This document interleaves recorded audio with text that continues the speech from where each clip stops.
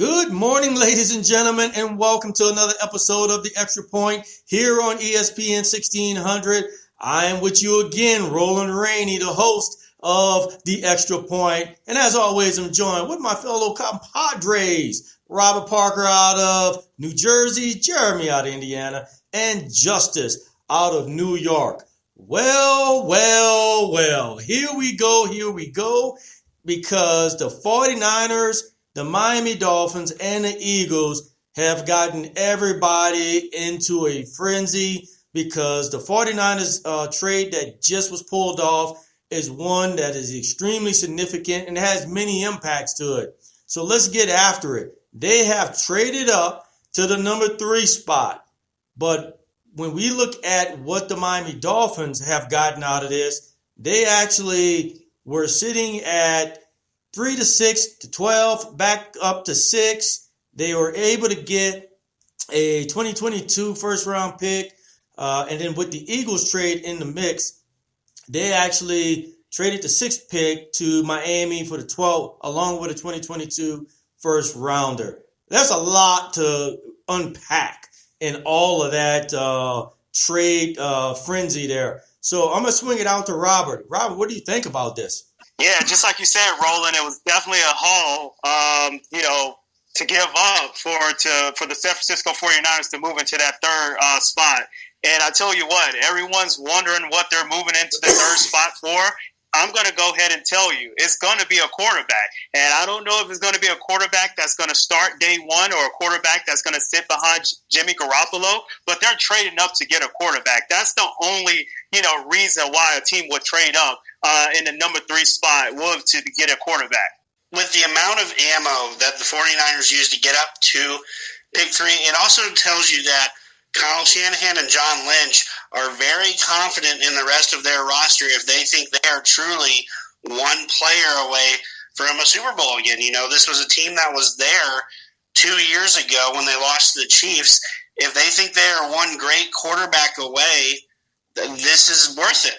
If they think they can get a franchise guy, that can lead them to the Super Bowl again, this is exactly worth it. Honestly, it reminds me of when the Chiefs traded up for Patrick Mahomes. I looked at that team and said, what's the one key piece that could really make this team great? And that was when Kansas City traded up to get Patrick Mahomes to sit behind Alex Smith for a year. They were very confident in that roster, and I feel like this is a very similar move for the 49ers. Yeah, I kind of think, the Dolphins definitely got hauled for, the number 3 pick, but looking at what they got, 2 first-round picks and a third-round pick, to move up 9 spots, that's a pretty cheap price. I've seen a lot of teams pay a lot more just to move up 2 or 3 spots. So I think this was a pretty good deal for the 49ers as well as the Dolphins. I think they got a pretty good deal for that 3rd pick, but I think Jeremy makes a great point. Do they think they're one player, one great quarterback away from another Super Bowl run? It's an interesting question to put out there because they just lost their leader in their locker room and their defensive leader in Robert Saleh. This guy is a ball of energy. The players love him. Everyone loves playing for him. He is the energizer on that field. How is this defense going to look with one of their biggest leaders gone and a great coach in Robert Saleh? So, they have Nick Bosa. They definitely have some pieces on that defense, but they're definitely lacking in the cornerback and secondary department. It'll be interesting to see if they can hit on it in the draft. But, from the 49ers perspective, they got a great deal out of this. And the Dolphins, they loaded up on some picks. They are set up real nice for the future. I think it's a win-win for both teams. So let's take the time to peel back the onion for each one of these teams a little bit, because you look at the 49ers and you go, wow, this is a pretty significant trade package for them. They really gambled.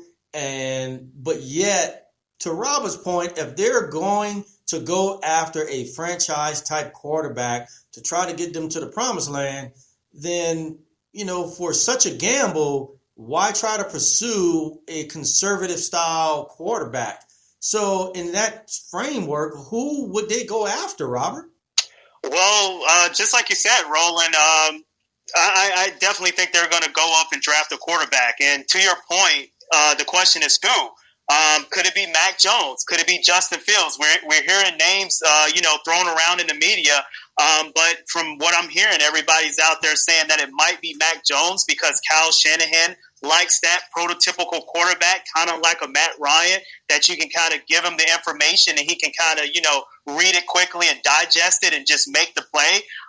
But I tell you what, I'm pretty skeptical if they draft Mac Jones. And the reason why is because if you draft Mac Jones, who's really a stationary pocket passer quarterback, he's going to have to be an all-time great like a pocket passer quarterback. And those are like the Peyton Mannings, the Matt Ryans, the Tom Brady's of the world. However, if you go up there and you draft a Justin Fields or you get a Zach Wilson who can actually, move outside of the pocket, the ceiling is a little bit higher and they can, struggle a little bit because they have the element of the run.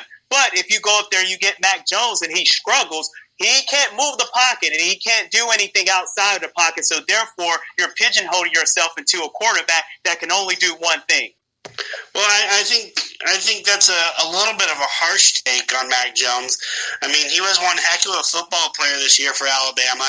He might not be the athlete that some of these other quarterbacks are, but the one thing that, the quarterback position is judged on the most in the NFL is decision-making. Mac Jones does not turn the ball over.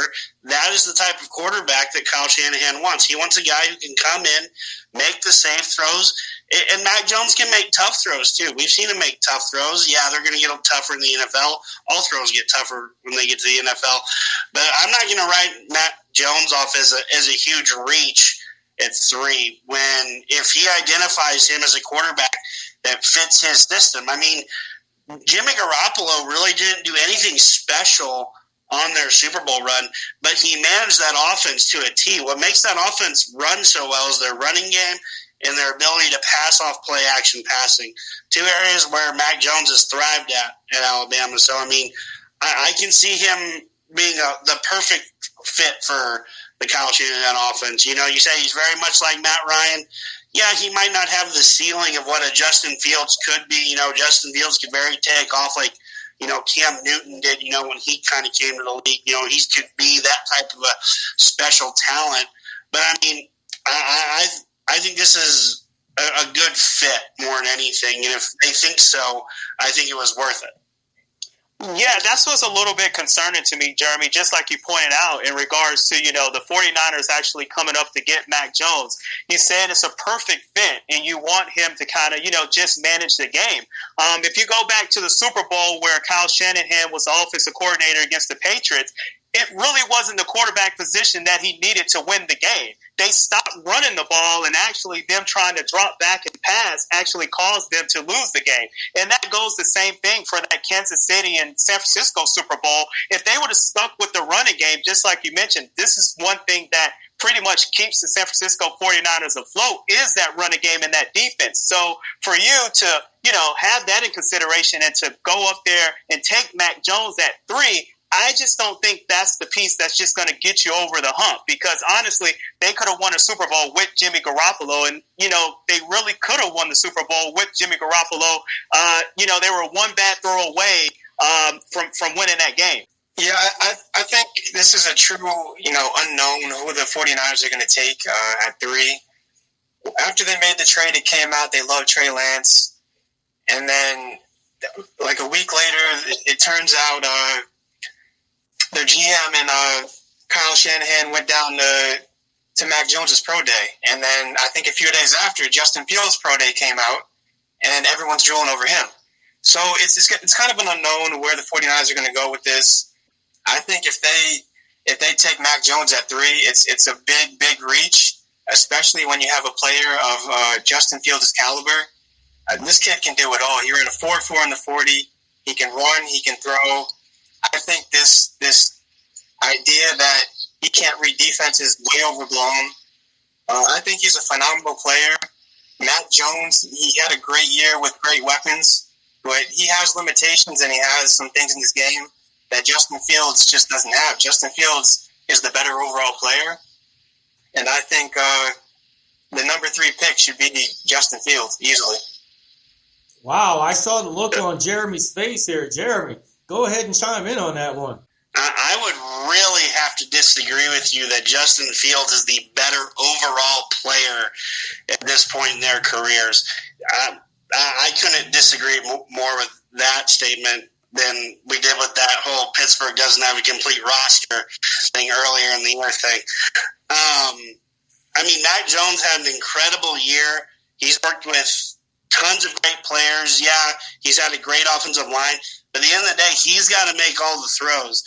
I didn't see any game this year where Mac Jones looked overwhelmed as where I saw Justin Fields struggle mightily against Indiana and Northwestern, had two very forgettable games against lesser competition than what Mac Jones saw this year.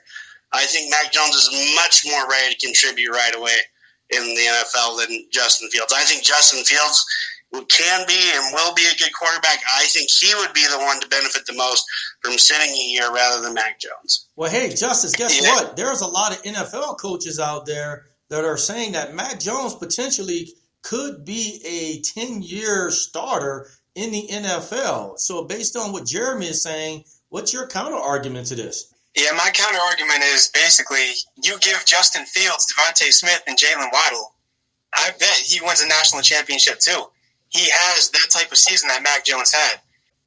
From diving into both players' tapes, I just see inconsistencies with Mac Jones. He had a phenomenal year. He was on pace for the Heisman, but I'm watching Justin Fields. Look what he did against Clemson. He didn't shrink in the big moment. He came up and he made a big play and he had a big game. He pulled off an upset against Trevor Lawrence and Clemson. So I've seen Justin Fields in big moments. I've seen Mac Jones in big moments. I'm not saying Mac Jones shrinks in big moments. I'm just saying there are little things on tape that I'm concerned about. And when I'm picking at 3, my next franchise quarterback, I'm picking a future superstar in Justin Fields. Well, as we know in all of football, especially when you get the brainiacs like a Kyle Shanahan, it's all about their system and who's going to best fit their system to carry them forward. And I would say if they are going to move up to this third spot to grab a quarterback, the odds are he's going to pick a traditional style quarterback to fit his system. And right now, that traditional style quarterback is probably going to be Mac Jones. Now, in the midst of all of this, if you keep peeling the onion back, we got Jimmy G. What's going to happen with Jimmy G now? That's a good question, Roland. And I tell you what, Jimmy Garoppolo has a no-trade clause. So I think, if he gets traded, it's going to be to a team where he wants to go. And I know the narrative surrounding, the San Francisco moving up to the number 3 pick. And, the narrative surrounding Jimmy Garoppolo, and if he stays in San Francisco, if he moves on, I know I'm hearing the New England Patriots out there talk about they might, be reunited with Jimmy Garoppolo. But I tell you what, they signed Cam Newton to a 1-year deal. I really don't think Cam Newton's going to be there after this year. So if the Patriots going to make a play for a long-term quarterback, I could definitely see them bringing Jimmy Garoppolo back or drafting a quarterback in this year's draft. But I think Jimmy Garoppolo stays in San Francisco because, they paid Jimmy Garoppolo to come over there and to play.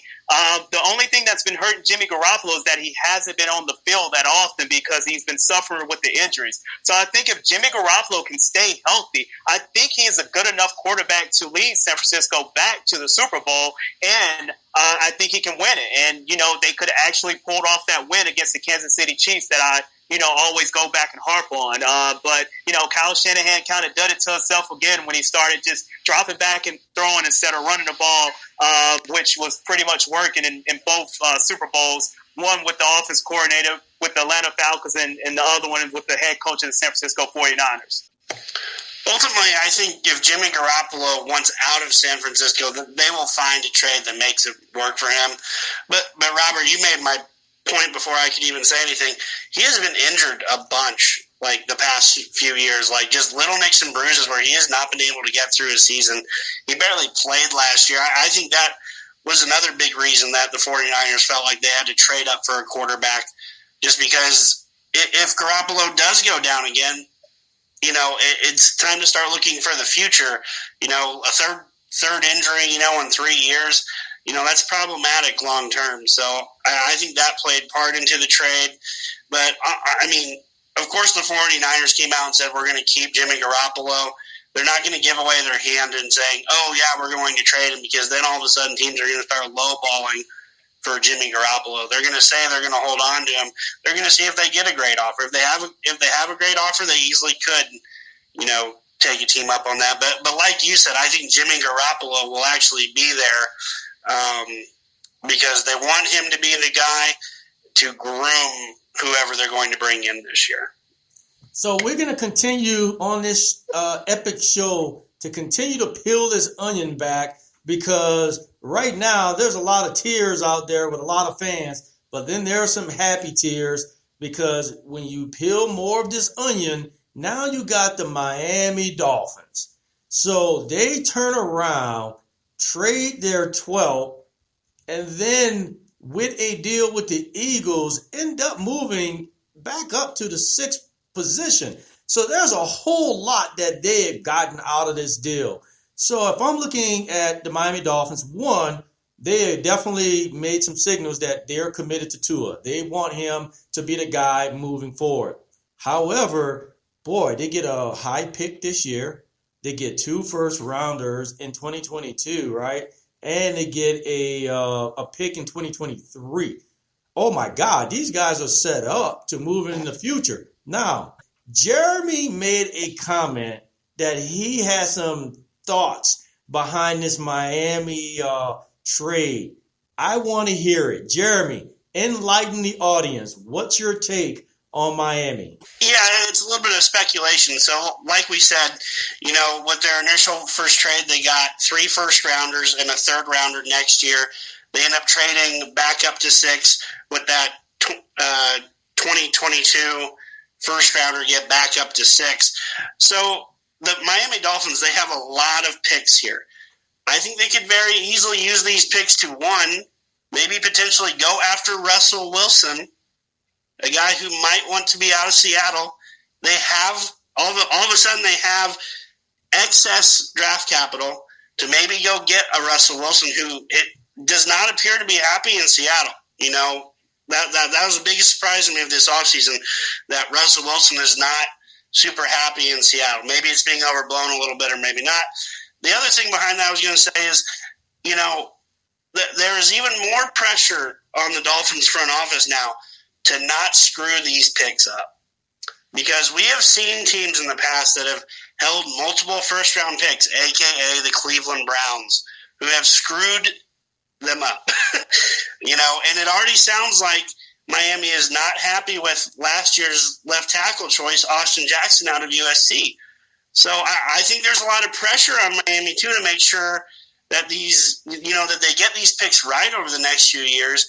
Because, if you miss on these picks, that can kind of be a death sentence for a front office if you don't get players that can come the NFL, adjust, and be superstars. I mean, that's what you are drafting with these premier picks in the first, this year's first-round pick, the first-rounder they have in 2023, the extra third-rounder they have in 2022. There's just lots of picks here where you've got to make sure you got to hit on these guys, or all of a sudden the trade doesn't look that all out and good for.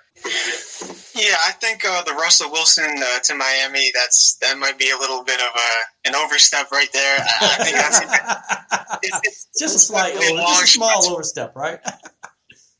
It's definitely a long shot. I get, they've had problems, but I don't see Seattle trading him anytime soon. He's a franchise guy. He's probably a future Hall of Famer. I think we could all agree. But, to Miami's point, acquiring their picks, they've done a great job doing that. I think what they're planning on doing is just rebuilding this roster, because not too long ago, or a year ago, this was a depleted roster. They traded Laramie Tunsil. They traded Minkah Fitzpatrick. They traded their entire roster, basically. So there's still plenty of holes on this team. They need linebackers. They need safeties. They could use another guy across from Xavier Howard. Some offensive line help, maybe Sewell at 6 if he's there. They still have some pieces that they need to fill. Running back is still a question mark. So I think they're just, game planning to, like Jeremy said, to hopefully hit on some picks and fill out this roster. With a major trade like this, what tends to happen, and you've already hit on this, these are make or break moments. So right now for the Miami Dolphins, this is a great opportunity to do something very significant for their organization. However, if I'm sitting in the front office, I am thinking, oh my God, in the next 2 to 3 years, we better get it right. Because if we don't, come 2024, we all are going to be out of jobs. So you have a lot of cachet in your hands, and you better freaking deliver on it, because if you don't, you definitely are going to be shown to the door. Yeah, I think all you guys are right. I really think, the Dolphins right now is just stockpiling draft picks to kind of build around Tua. The narrative surrounding the Miami Dolphins last year was tank for Tua, and they actually did it. They traded away a lot of pieces, good pieces at that, to get Tua, and they finally got him. And I know he didn't have the season that a lot of people thought he was going to have. I mean, in my personal opinion, I would never have played Tua last year. I would have just kind of let him sit behind Fitzpatrick because he was coming off a serious injury. So I think, yes, he got the playing time. He got to see how, the game speed is on the, the NFL level. So right now, I think the Dolphins are just going to, put playmakers around them and build up that offensive line, because I think they're kind of okay on the defense side of the ball. And, they have a defensive-minded coach. So I think, he can kind of scheme players and scheme a little plays to kind of help out on the defense side of the ball. But, on the offense side of the ball, you got to have those playmakers that can win those one-on-one matchups. And I think that's what they're going to go for, moving forward. And don't be surprised if Devontae Smith ends up reunited with Tua. So now let's go over to the Eagles. So the Eagles traded their 6th pick to Miami for the 12th pick and, of course, a 2022 first rounder. Having said that, I think the same message could be said with the Eagles, that they've put their money into Jalen and saying, hey, you're going to be our guy moving forward. But with a 12th pick, what exactly can the Eagles do to help their organization out? Well, I'd say the first thing is invest in that offensive line. If you are going to give Jalen Hurts an opportunity to be a franchise quarterback, you have got to protect him. Penei Sewell will probably be long gone by the time they pick, but a guy named Christian Darrisaw out of Virginia Tech has a very bright future, I think, at left tackle. There's a guy you could go with there. I think Rashawn Slater will probably be gone by that point, but he would be a great pick to shore up that interior. Well, like you said, if they're invested in Hurts and they're going to give Hurts an opportunity, you got to keep him upright, because that's the one thing Carson Wentz was not the past few years. You stick him behind the similar offensive line that Carson Wentz had these past few years, Hurts will be done in the league in 4 years. Yeah, I'm not gonna let out my frustration with the Eagles on this show right now. I'm gonna let that save that for Wow, is it that bad, Justice? I definitely question some of their decisions, but, going back to your question, Roland, what can they do at 12 to help them? Maybe cross your fingers and hope Jalen Waddle's still there. Maybe he is, maybe he's not. Maybe a Greg Rousseau to put on that defensive line, depending on if he's there or not. Darius Slay could use some help. Maybe they could grab a Surtain, a Farley, but he's got injury history. Maybe a J.C. Horn, who had a fantastic pro day. If he's still there, who knows? So I think it's definitely up in the air what they're going to do at that 12th pick. But I read something that kind of rubbed me the wrong way. They actually traded out of 6 because they thought Jamar Chase and Devontae Smith would be gone by 6, which is kind of weird to me and risky to me, because one of those players will be there. I can guarantee that. And if I'm an Eagles fan, I'm pretty livid right now with that organization. I think they're rolling the dice with Jalen Hurts, and I think they rolled the dice thinking Jamar Chase and Devontae Smith wouldn't be there at 6. And, they're making some questionable moves right now. And it's going to be interesting what they do at 12 come April, the end of April. So I'm kind of with you there, Justice. There is a lot of unknowns with the Eagles, but hey, what's new? there's a whole lot of things that they did last year in the off season. Immediately in the off season, they did a lot of questionable things. So who knows with the Eagles? So, ladies and gentlemen, you've been listening to the Extra Point here on ESPN Denver 1600, and we've deemed this episode peeling the onion back of this blockbuster trade between the 49ers, the Miami Dolphins, and the Eagles. And I think we all can look at the 49ers and say, hey, they are a huge winner. Who are they going to go after to get them over the hump? Is it going to be a Mac Jones? Is it going to be a Fields? Or could they take someone else? Is there going to be someone else up there who they can potentially take? I don't know. I think a lot of us don't know. But I think this is going to be one hell of a show to watch moving into the future. As always, I'm your host, Roland Rainey, joined with Robert, Jeremy, and Justice. Keep safe out there. Get your vaccination. And we will see you next week here on The Extra Point.